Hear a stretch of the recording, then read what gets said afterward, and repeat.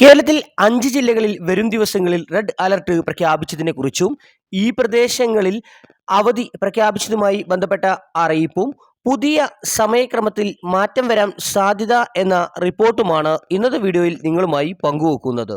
വിശദമായ വീഡിയോയിലേക്ക് കിടക്കുന്നതിന് മുമ്പ് ഈ വീഡിയോ ആദ്യം ഒന്ന് ലൈക്ക് ചെയ്ത് കാണാൻ ശ്രദ്ധിക്കുക.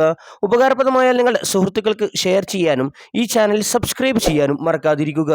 നമുക്ക് നേരെ വീഡിയോയിലേക്ക് കിടക്കാം.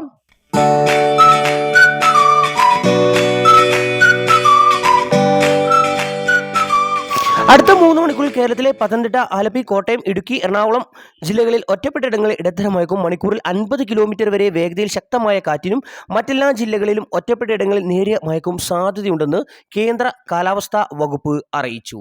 കേരളത്തിൽ അതിതീവ്ര മഴയ്ക്ക് സാധ്യതയുള്ളതിനാൽ കേന്ദ്ര കാലാവസ്ഥാ വകുപ്പ് റെഡ് അലർട്ട് പ്രഖ്യാപിച്ചിരിക്കുന്നു. ഈ മാസം 14-ന് കണ്ണൂർ, കാസർഗോഡ് ജില്ലകളിലും 15-ന് മലപ്പുറം, കോഴിക്കോട്, വയനാട്, കണ്ണൂർ, കാസർഗോഡ് എന്നീ 5 ജില്ലകളിലും 16-ന് മലപ്പുറം, കോഴിക്കോട്, വയനാട് എന്നീ ജില്ലകളിലും കേന്ദ്ര കാലാവസ്ഥാ വകുപ്പ് റെഡ് അലർട്ട് പ്രഖ്യാപിച്ചിരിക്കുന്നു.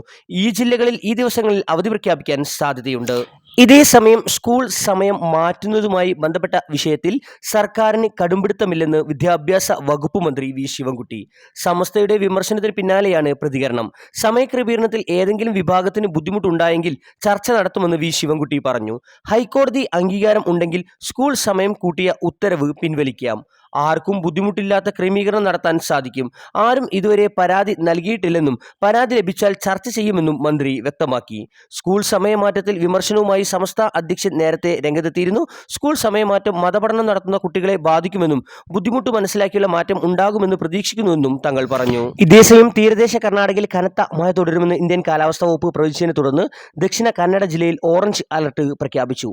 കഠിനമായ കാലാവസ്ഥയുടെ സാഹചര്യത്തിൽ എല്ലാ അംഗനവാടി കേന്ദ്രങ്ങൾക്കും പ്രൈമറി ഹൈസ്കൂളുകൾക്കും വ്യാഴാഴ്ച അഥവാ ഇന്ന് ജില്ലാ അധികാരികൾ അവധി പ്രഖ്യാപിച്ചു.